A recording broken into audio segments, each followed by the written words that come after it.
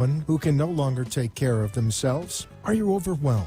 This is Caregiver Solutions Info with Marcia Teele. Marcia will be hosting an hour of true stories and information, tips and updates of the latest research and necessary information in the caregiving field, focusing on you, the family caregiver. An Alzheimer's disease and dementia care expert, Marcia has 15 years of hands-on experience at Arden Courts, a leader in assisted living dementia communities here in the U.S. Marcia covers everything you need to know as a family caregiver, especially if you care for a loved one with Alzheimer's disease or other related dementia or chronic illness. If you have a friend or relative that is also a family caregiver, call them now. They won't want to miss a minute. And let them know they can watch on caregiversolutions.info. And they can listen on WNN 1470 AM in South Florida or nationally on the iHeartRadio app. Now, sit back, relax, and learn from our host, Marcia Teele, as she brings information to you that may just be the caregiving solution you need. Hi, everyone, and welcome to Caregiver Solutions Info Show. I'm your host, Marcia Teele, and I'm so glad that you could join us today. This show is about caregiving. This show is for caregivers. This show is an emphasis on caring for others that can't care for themselves and also caring for caregivers that become overwhelmed and stressed out trying to give that care. So it's a wonderful educational program for people that need to learn or want to learn more about the progression of the disease. We pretty much talk about dementia, different matter, whether it's Alzheimer's, Parkinson's type dementia, frontal temporal lobe, vascular dementia.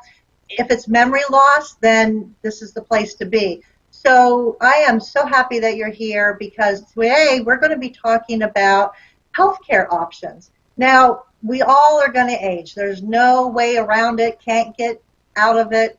We're all aging. And people really want to age in place. We all prefer to stay in our own home. A lot of times people, when they get married and they make vows to take care of each other through thick and thin and sickness and health, what does that really mean? And are you going against your vows when you need to put someone in a higher level of care for their own good and for their quality of life? So when it comes to that, it can be very overwhelming and confusing because there are so many different long-term care options. If someone's home and they can't be home anymore or shouldn't be home anymore, I mean, it could be your grandparents, it could be a parent, it could be a spouse, it could be a friend. Home is not always the best place to be for many reasons. So what are the care options? Well, you could get care inside the home with a home health aide, a caregiver, an aide to come in and help take care of somebody for a few hours a day, a few hours a week. Or you could go to a regular assisted living to live and get assistance with different activities of daily living.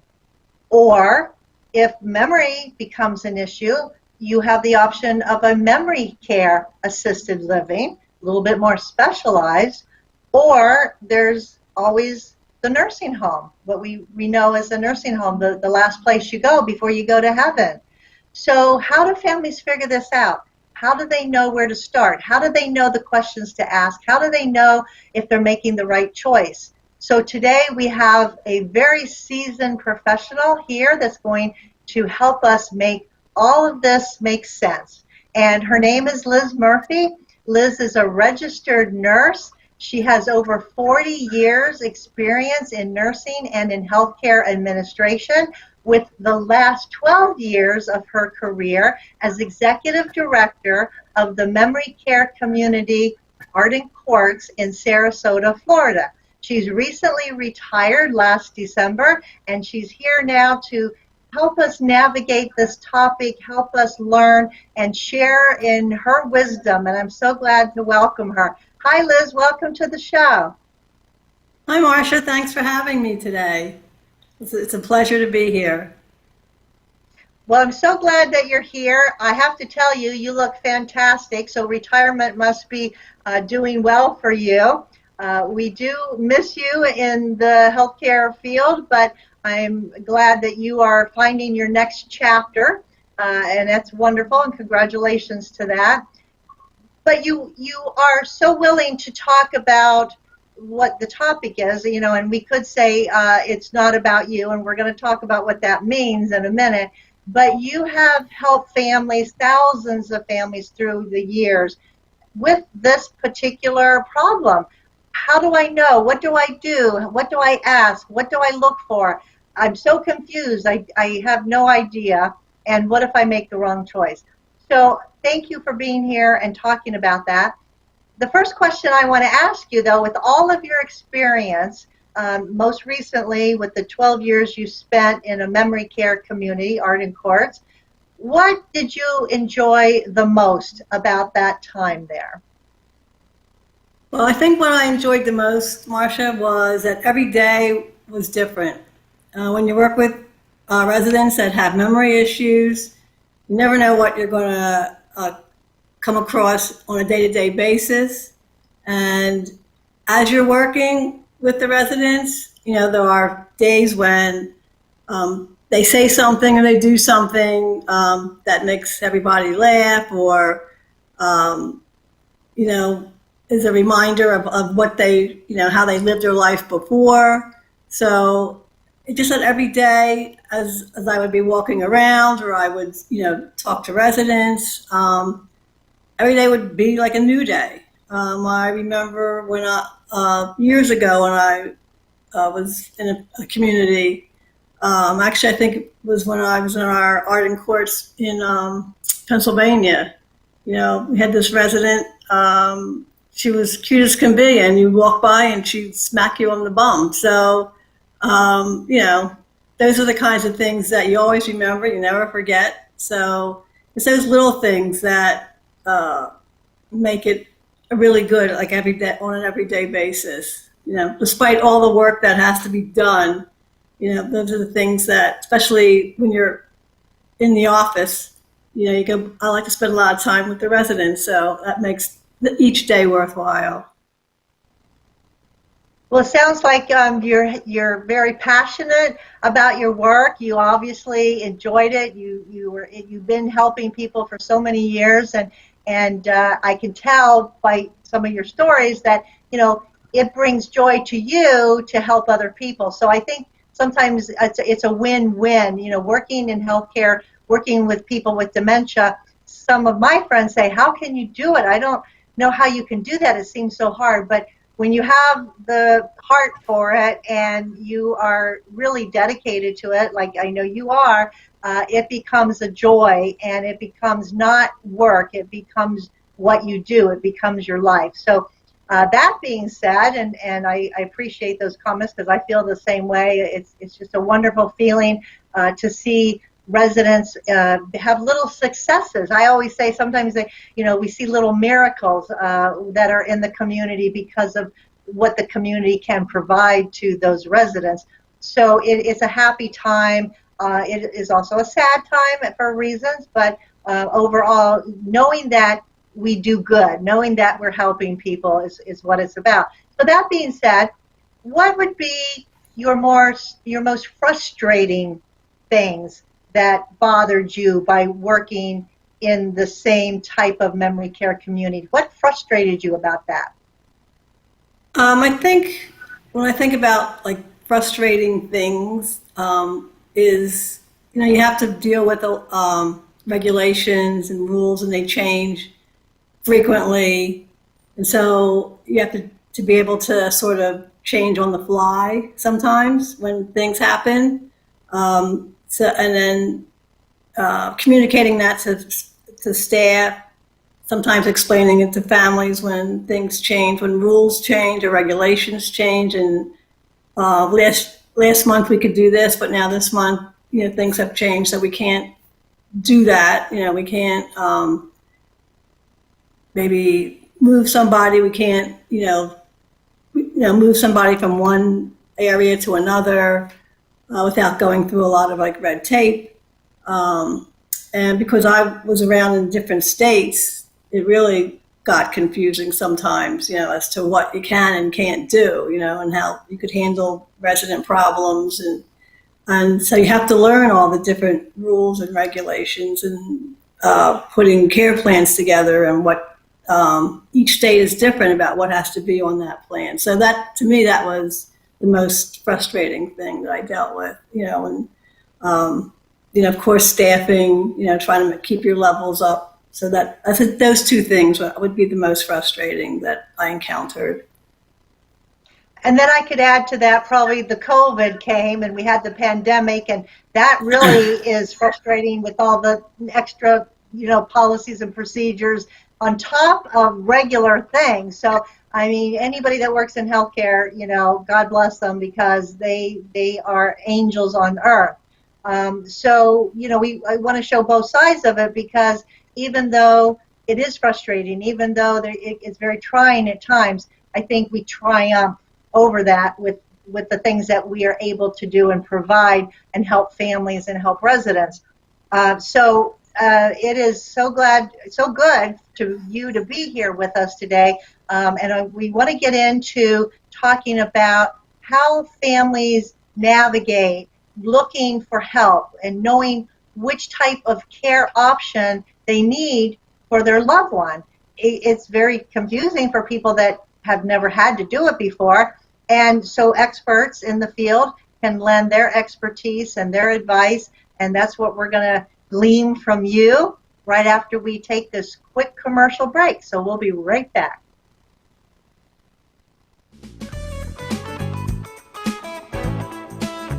Somewhere at the corner of bewildered and confused is a lost mother, a father, a sibling, a grandparent. Wandering is a common symptom of Alzheimer's or related dementias, and can often make those who care for a loved one feel just as lost. If you're looking for a place that's safe and secure, look to Arden Courts. Memory care is all we do.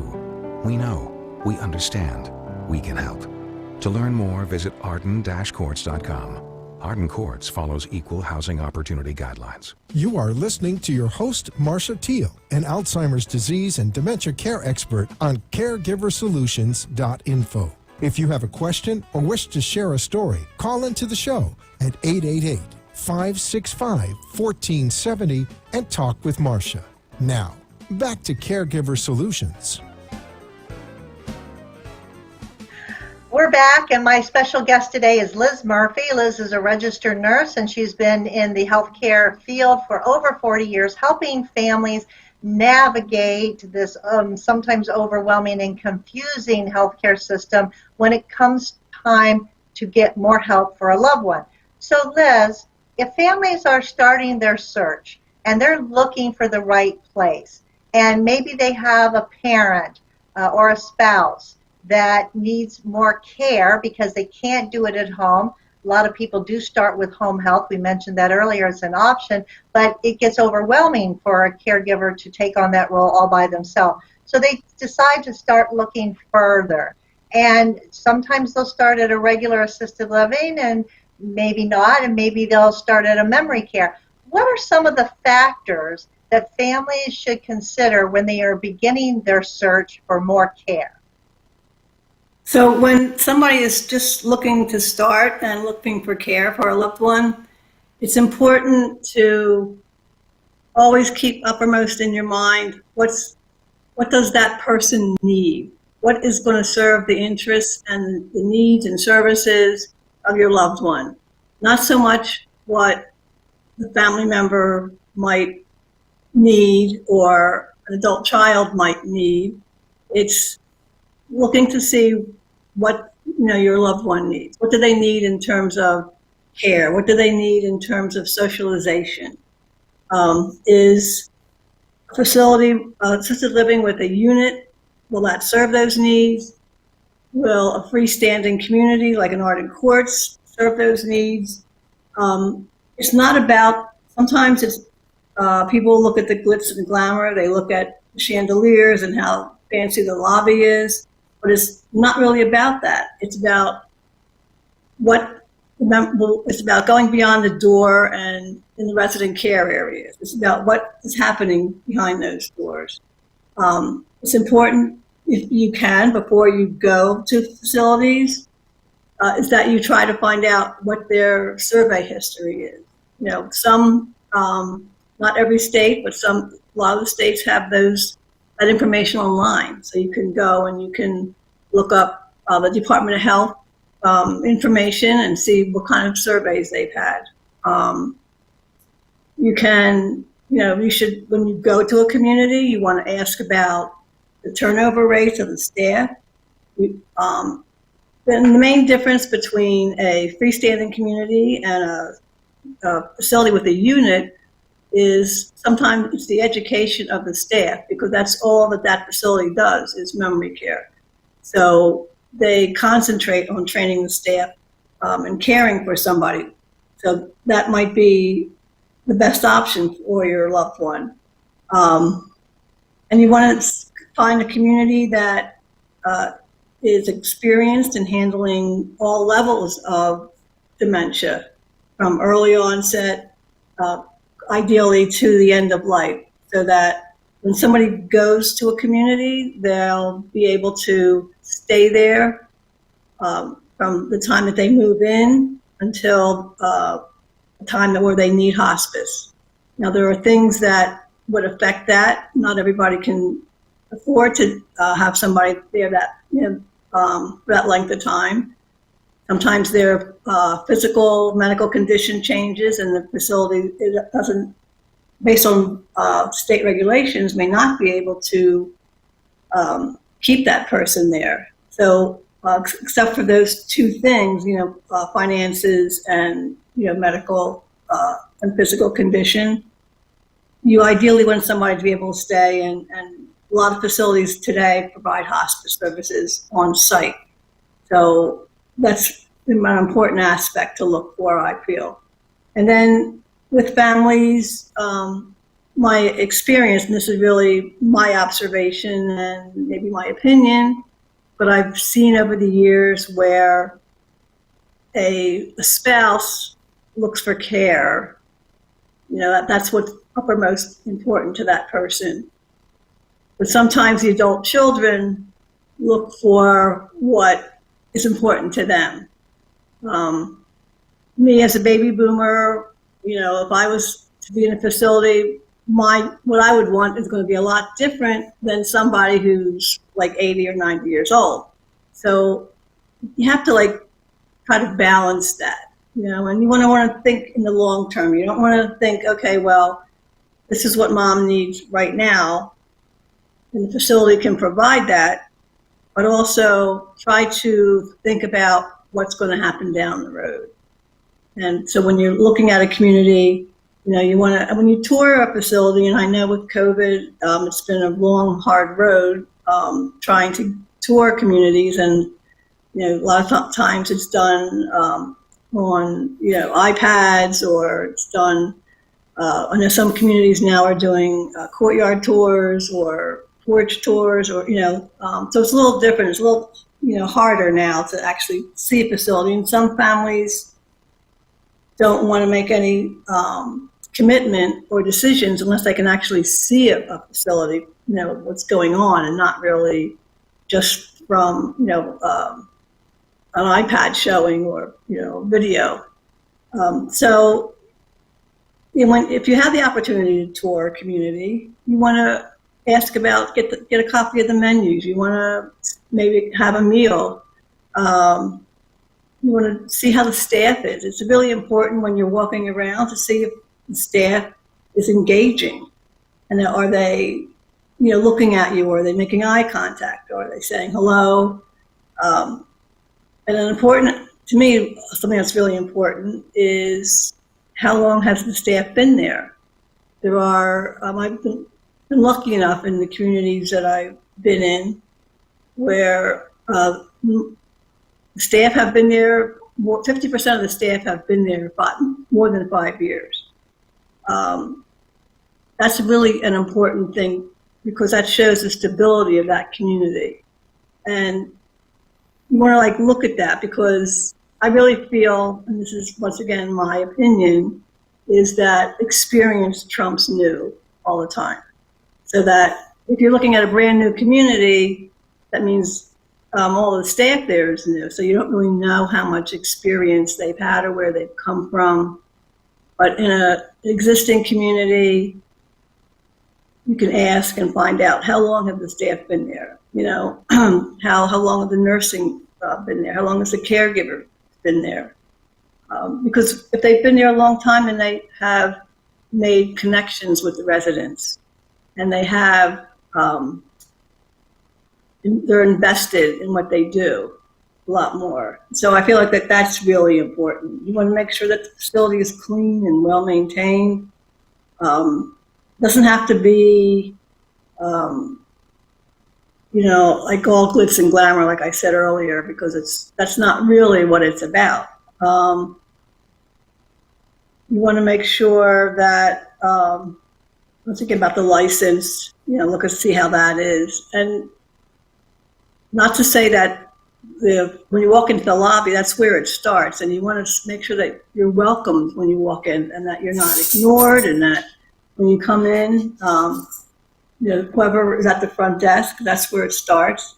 And so if that person at the front desk is welcoming and offers you, something to drink or whatever, and the director comes out to greet you, as you come into the facility and you're working with the marketer, the director should come out and make it a point, to say hello. Those are the things that set the tone for the rest of your tour. So a lot of times, not a lot of times, but I've had experience where somebody moved in just because of the way the caregivers interacted with them during the tour, because they knew that if that's how they were during the tour, they knew that their loved one would do well.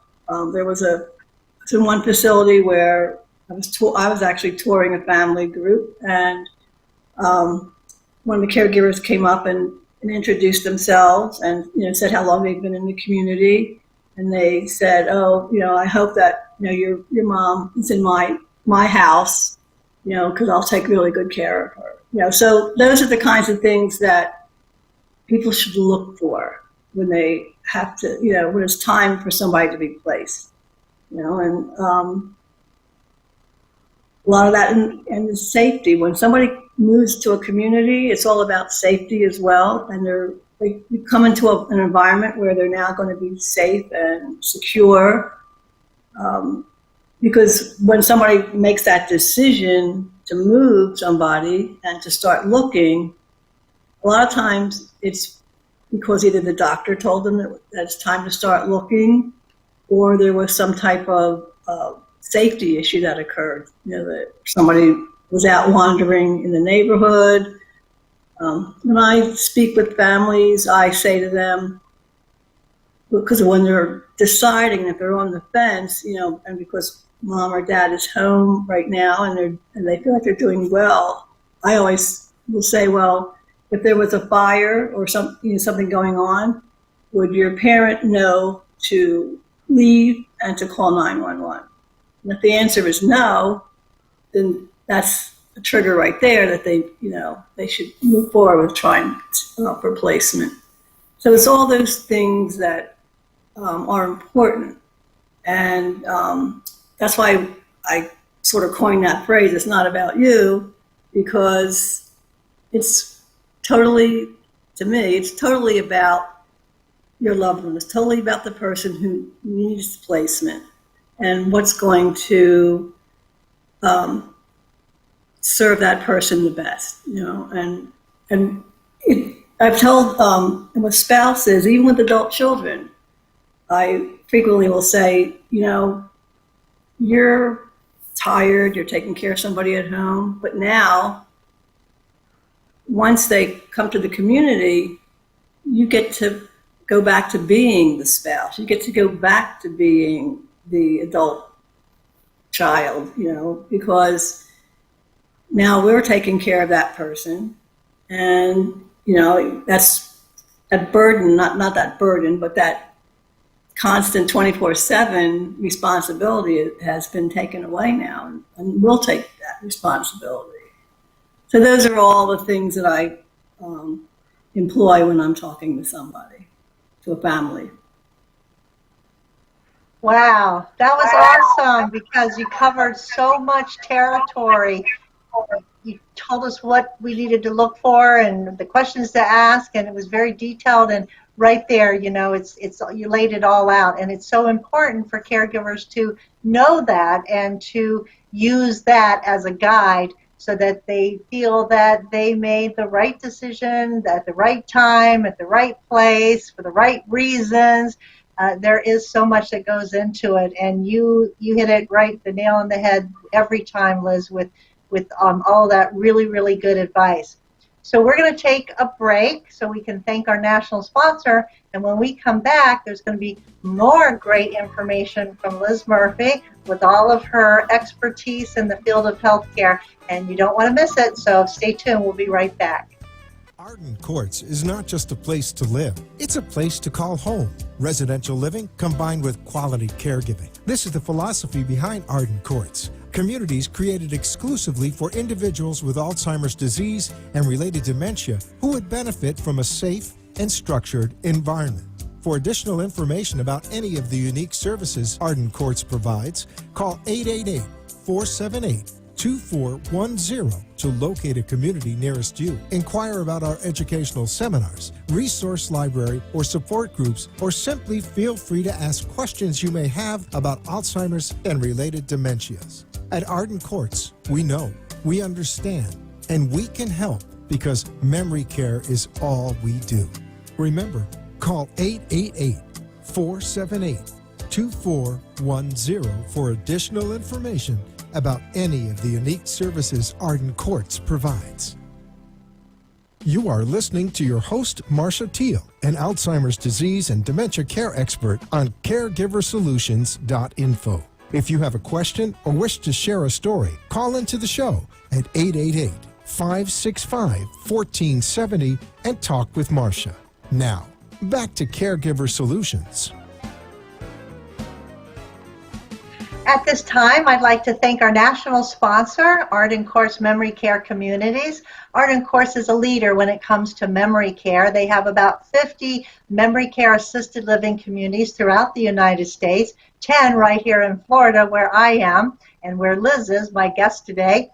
And they are a resource for caregivers. Not only do they help take care of people with memory loss, they help the caregivers too by education and helping them to feel they're important and how to help take care of their loved one even though they're not home anymore. They're still involved, and Arden Courts stays involved with the family and the resident to help in any way they can. And today they want to help you just because you're listening or watching the show. They want to offer this particular book. It's called the 36-Hour Day book.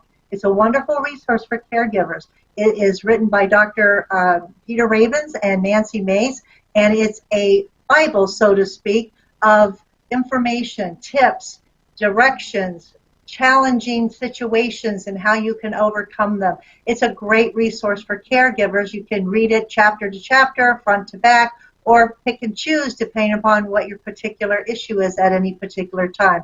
And the book is absolutely free to you just for the asking. All you have to do is send an email with your name, address, and telephone number, and they'll send a book right to your doorstep. That email address is delray@arden-courts.com. Again, send the email to delray, DELRAY, at arden-courts.com. You'll be so happy that you did. If you don't have this book, I recommend you getting it. If you know somebody that could benefit from this book, order it for them. They'll be very grateful to have the information and the resource. So today my guest is Liz Murphy. She's a registered nurse, and she's been in the healthcare field over 40 years, not only in nursing but also in healthcare administration. And the last 12 years of her career, because she recently retired, she was executive director of the Arden Courts Memory Care Community of Sarasota, Florida. So we're talking about what families need to know when they're needing more care for a loved one, what to look for. And Liz, you were just spot on with all of that great advice. So I want to turn the channel a little bit and talk about the family in particular that did their research, maybe received all that good education and looked up everything and did their homework, but yet they can't let go. They feel guilty. They feel guilty just thinking about letting go.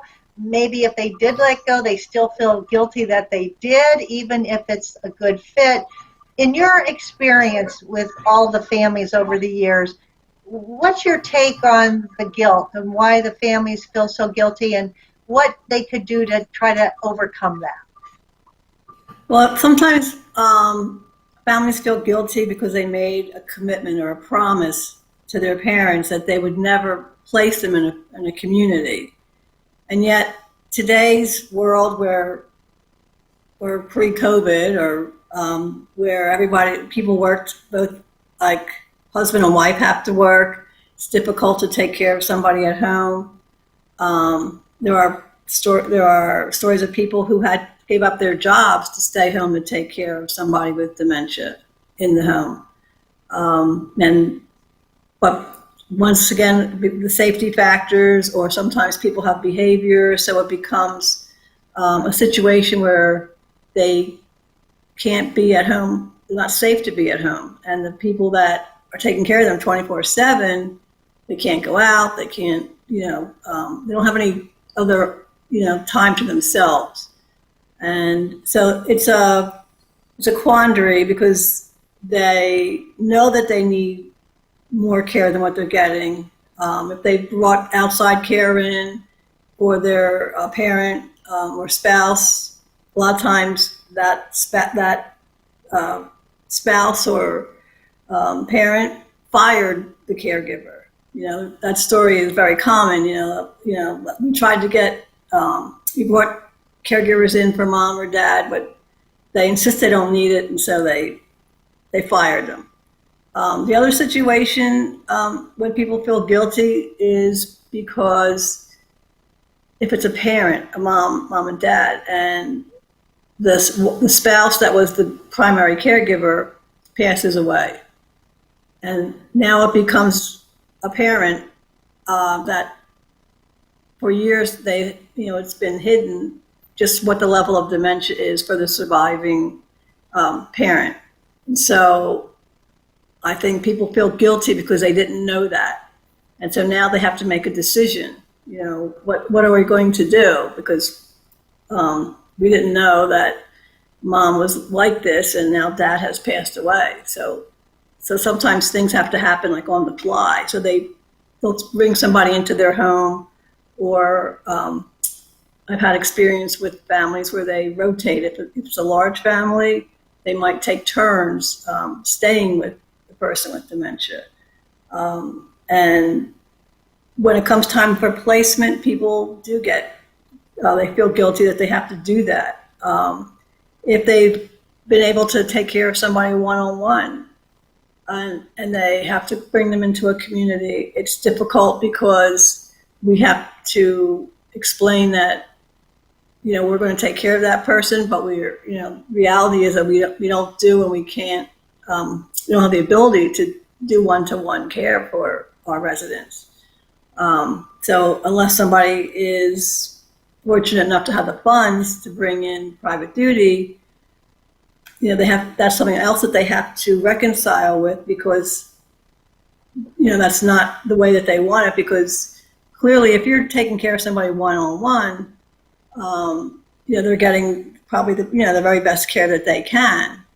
And when you come in a community, that one-to-one care is not always available, unless somebody provides it on a private basis. So there's all those things go into playing why somebody is guilty, feels guilty about placing somebody, or before they even bring somebody in, at that time, in an effort to work with the family members, we might say, we have family advocates here, there are relatives of residents that are here now, or residents that were here previously, who were in the same situation as you are, and they'd be more than happy to speak with you. And so that works too, to have a family advocates, because then they're getting information from someone who's been there, someone who's had the experience, whether it's, somebody who procrastinated because, they promised that they wouldn't place, mom or dad, or somebody who had to place their parent or spouse on an emergency basis because it was a safety issue. So it's hard, it's hard for anybody to have to place a loved one. And a lot of times, I guess when you're coming from a home situation, it's the most difficult, having to come from home into a community. And that's when people are really guilty, or feel guilty. And then that's where support groups are helpful. Even prior to moving somebody in, we would recommend that you should go to a local support group. We would tell them, like, if the facility has it on site, or where they can go, because that would help them get over the guilt that they might feel about having to place someone. So those are some of the options, when somebody, is reluctant or feels guilty.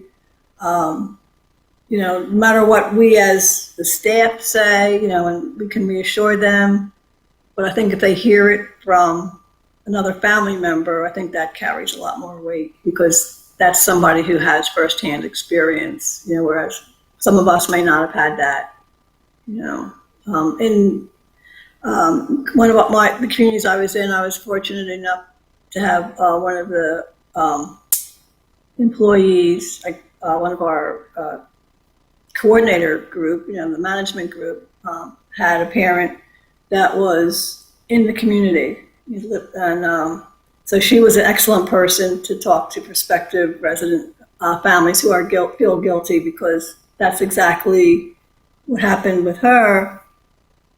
And she actually had her mother in like 3 different communities before she brought her to Arden Courts. And she was always happy with the care. And then essentially, like, she's that person that she was so happy that she actually started working for Arden Courts after her mother passed. So she's been there ever since, 19 years later. So there's a lot of ways to address that situation. I don't think that if somebody feels guilty, I don't think they're ever going to absolve themselves of that guilt, because they're always, going to feel that. But if they bring somebody in and they see that they're well cared for and that they're happy and that they adjust, because sometimes when somebody moves in, a family member might say, "Oh, I don't think they're going to adjust," and then, once they move in, they adjust immediately, and so it's like a surprise, like, oh, and I think that when I explain that to families, the way I explain it is that at home, there's a lot of pressure on somebody with dementia in the home setting. They have expectations, they're told, well, brush your teeth, take a shower, you have to do this, it's time for dinner. They're asked questions, what do you want? What do you want for dinner? When they're really not capable of answering those questions, or to adequately brush, their teeth, or to take a shower. And I explain to them that once they come to our community, all that pressure is taken away. They don't, the person does not have that stress of having to answer to somebody, having, to make decisions. We do that, we help them and we make it for them, because they might be at that level where they just can't do it. And I know that families want their loved one to be the way that they were, but the reality is that they're the way that they are. And it's, you have to be willing to accept that and deal with that. And I think that's where we help a lot with that. Yeah, absolutely. You said before that someone comes in and they adjust so quickly. It's a surprise to the family how quickly someone takes to the new environment. And so I think families sometimes need to realize that home is not always the best place, because home can't offer everything a community can offer. And if you did, it would be so extraordinarily expensive, because you'd have to provide everything that the community does, 24/7, care, nursing care around the clock, and the chef to cook the meals, and someone to entertain you all day long with activities. And so families, Yes. Don't see the big picture. I don't think sometimes they're nitpicking on the little things, like nobody's going to take care of mom the way I do. Well, probably not exactly, but pretty close to it, and it's going to get done. And we'll try to do it the way you do, but it's not you, and it's not about you, like you said earlier, the topic, today's discussion. It's not about you. And so it can actually be a better environment and healthier for certain people to let go, because home is too stressful. I was talking to a daughter just this week, and she's the primary caregiver for her mom. And her mom is constantly repeating herself, asking the same questions over and over and over. And the daughter is trying to be patient and answer the questions, but you can just see in her voice when she's talking about this how frustrated she gets, how angry she gets that mom just doesn't get it, and mom keeps repeating herself, and the daughter just keeps trying to say the same thing over and over, and it's not getting through. And so the daughter gets frustrated. Now the mother's getting frustrated because the mother is feeling those feelings. She's mirroring the daughter, because obviously she can feel what's going on even if she can't really understand it. And it just becomes, a snowball effect. So it's not a good situation. And families really have to take a hard, close look at what's really going on and how people can provide care in a different environment that's going to be better for so many reasons. So that's what this topic is about today, options, and it's not about you, it's about your loved one. So we're going to take our next break, and we'll be back with our closing thoughts with Liz Murphy on Caregiver Solution Info Show. We'll be right back. Arden Court's memory care community has the expertise and experience to simplify and enhance your loved one's life, and to protect you, finding the peace of mind you deserve.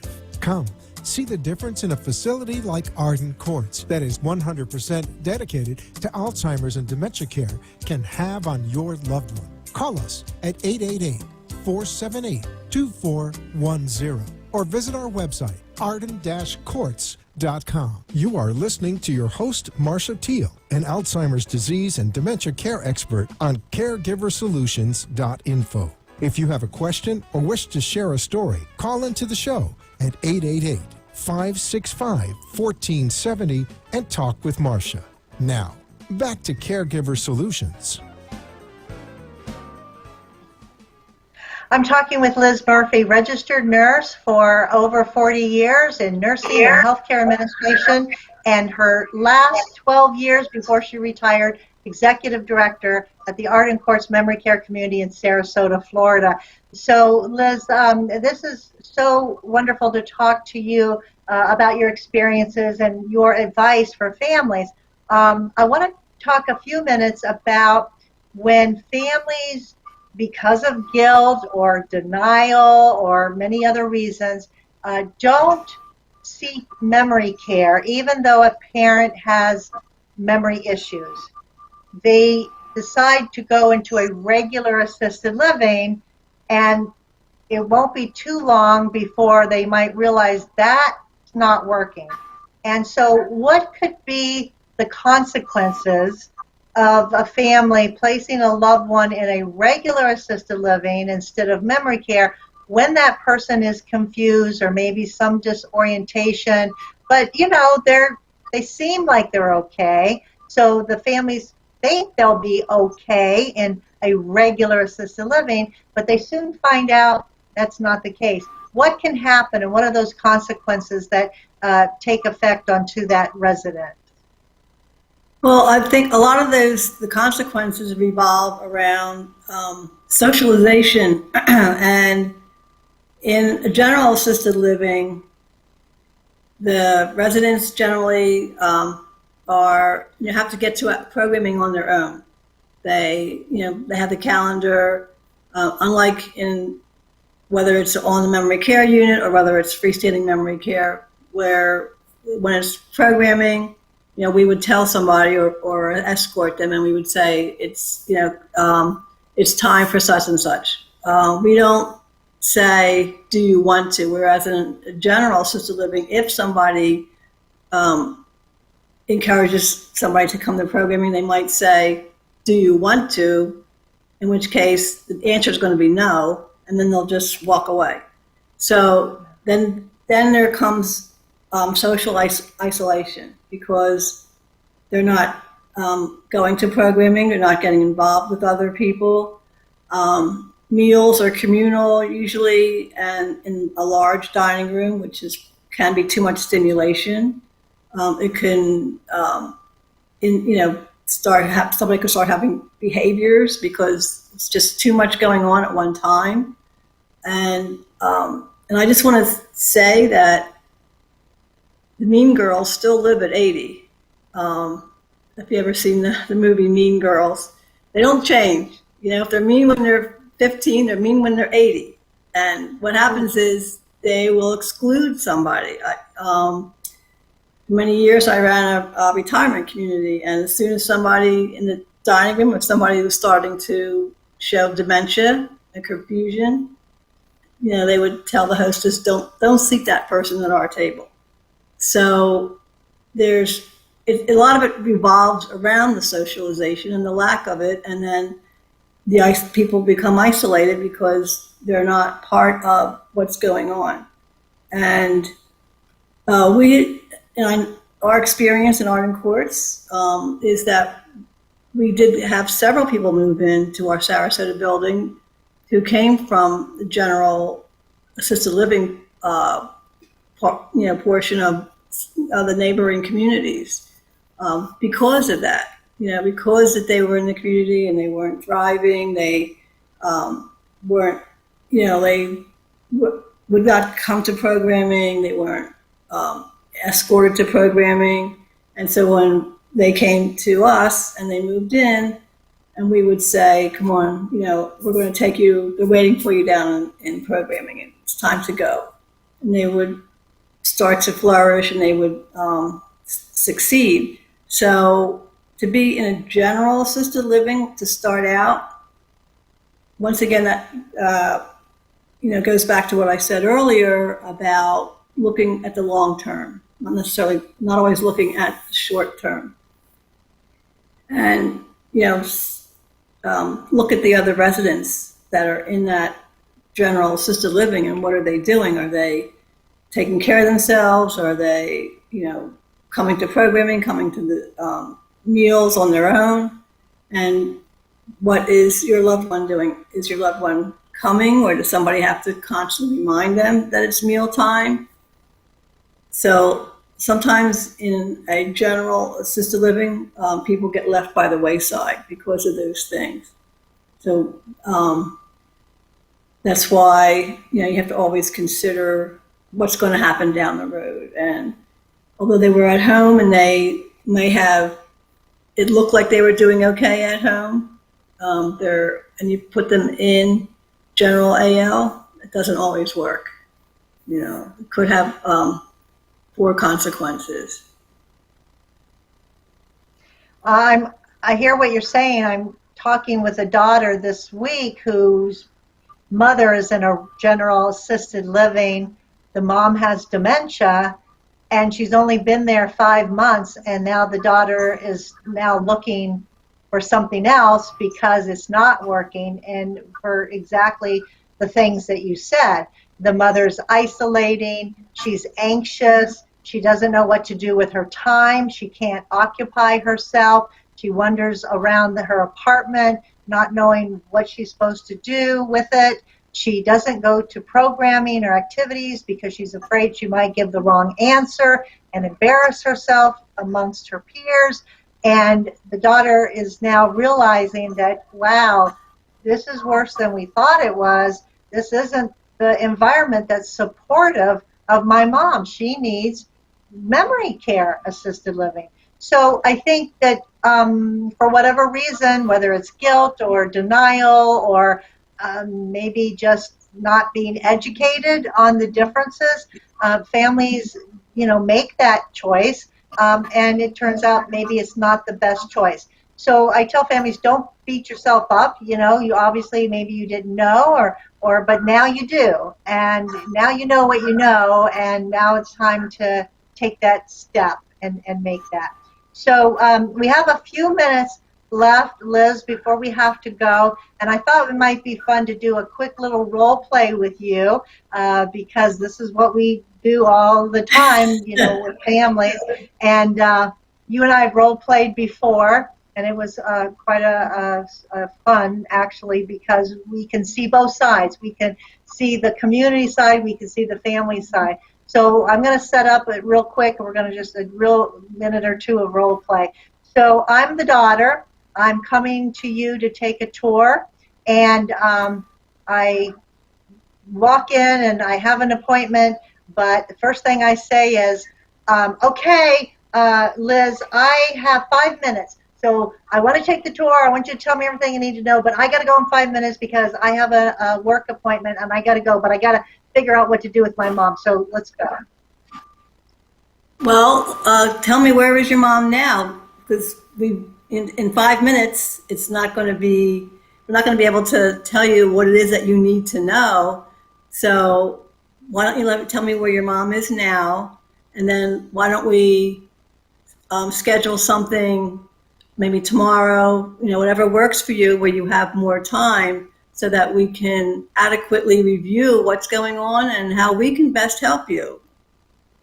All right, that's perfect, because I've had people come in and they want the whole shebang in 5 minutes, and there's no way, the point is there's no way to adequately experience a community, find out all the answers to all the questions that we talked about early in the show in 5 minutes. You got to spend the time. You got to do your research.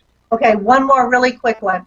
I'm a daughter, and you're taking me on a tour, and it's for my mom. And as we're walking around, and you show me a room, and all of a sudden, I'm like, oh my gosh, my mom's not going to like this room. Look at it. It's so small, and it's tiny, and I wouldn't want to live here because, it's too small. It's not big enough for all my things. This isn't going to work for my mom. What would you say to her? I would say, I know the room is small, but it's small for a reason. Because we don't want somebody to isolate themselves in their room. If it's too big, it'll be a reason why they're not going to come out. So that we want to make sure that people, I like to say that when on our units, it's a house with 14 bedrooms. So it's not like a living room. That's why we have a living room and a dining room, so that people don't just stay in their rooms. And if it's too large, they get lost in the room. So that's why they're designed specifically for that. That's right. So that's the answer. That's great. Liz, I'm sorry we're out of time. I wish we had more time with you. You're a doll. Thank you for being with us today.